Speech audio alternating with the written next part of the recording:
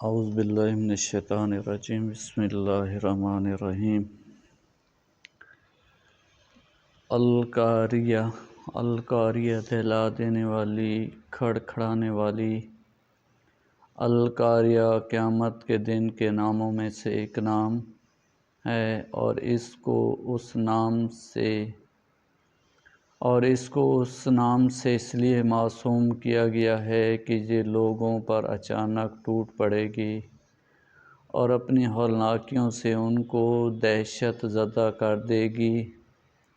اس لیے اللہ تعالیٰ نے اس کے معاملے کی عظمت اور اہمیت بیان کرتے ہوئے فرمایا: القاریہ، القاریۃ ملقاریۃ وما ادراک ملقاریہ یوم یکون الناس۔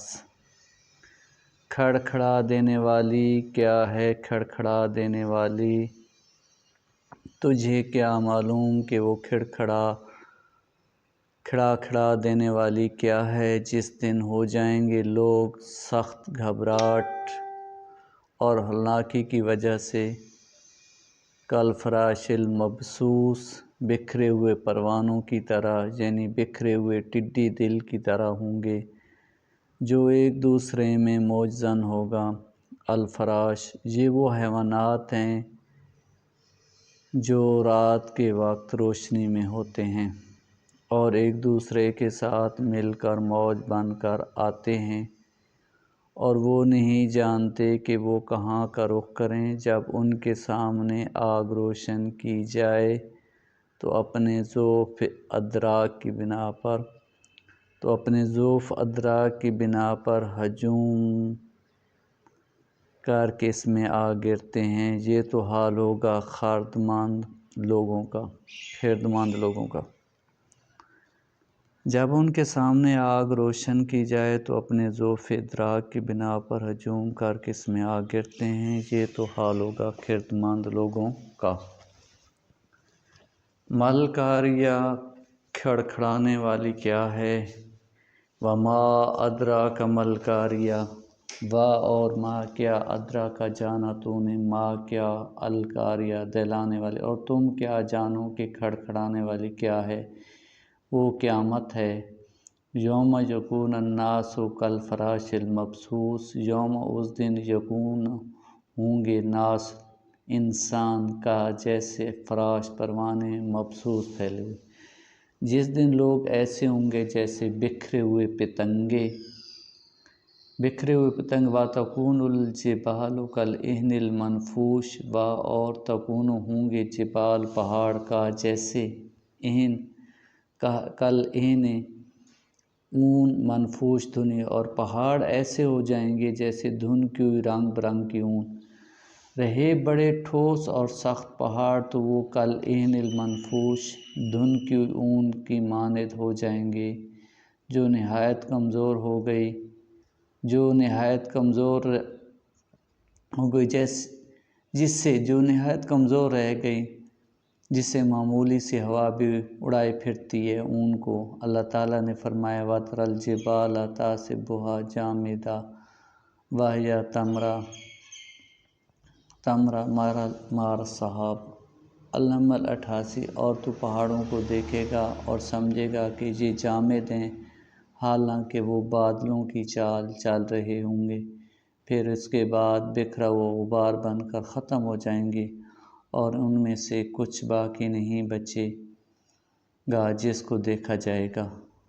فَأَمَّا مَنْ ثَقُلَتْ مَوَازِينُهُ، پھر اما وہ کہ من جو ثقلت بھاری ہوئے، موازین وزن ہو اس کے، تو جس کے اعمال کے وزن بھاری نکلیں گے، اس وقت ترازو نصب کر دی جائیں گی، اور لوگوں کو دو قسموں میں تقسیم ہو جائیں گے، اور لوگ دو قسموں میں منقسم ہو جائیں گے، خوش بخت لوگ اور بدبخت لوگ۔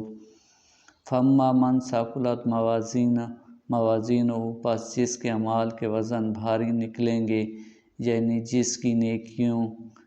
جس کی نیکیاں برائیوں کی نسبت جھک جائیں گی، فَهُوَ فِي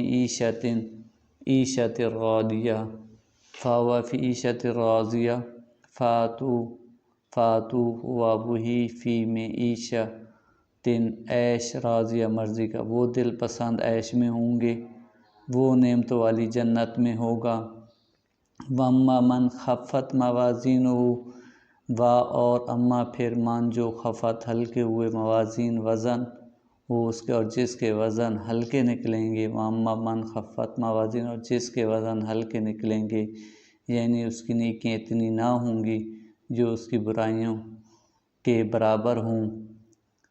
فا امہ ہاویہ، فا تو امہ ٹھکانہ، ہو اس کا، ہاویہ ہاویہ اس کا مرجع، اس کا ٹھکانہ، اس کا مرجع ہاویہ ہے، تو اس کا ٹھکانہ اور مسکن جہنم ہوگا، جس کے ناموں میں سے ایک نام ہاویہ ہے جہنم، اس کے لیے بمنزلہ ماں کے ہوگا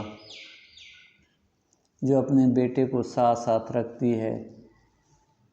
جہنم اس کے لیے بمنزلہ ماں کی طرح ہوگا جو اپنے بیٹے کو ساتھ ساتھ رکھتی ہے۔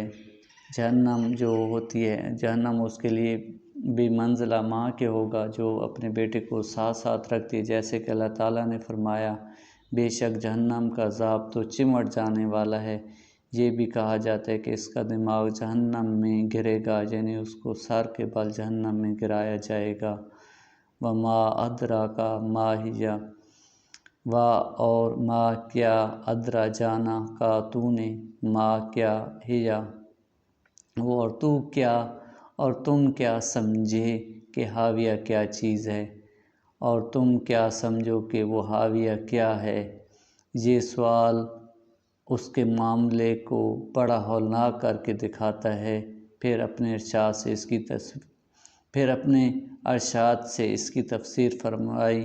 نارن حامیہ، سخت حرارت والی آگ، اس کی حرارت دنیا کی آگ سے 70 گنا زیادہ ہوگی۔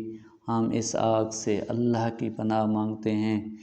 نارن حامیہ، وہ دہکتی ہوئی آگ ہے، نار آگ، حامیہ دہکتی، وہ دہکتی ہوئی آگ ہے۔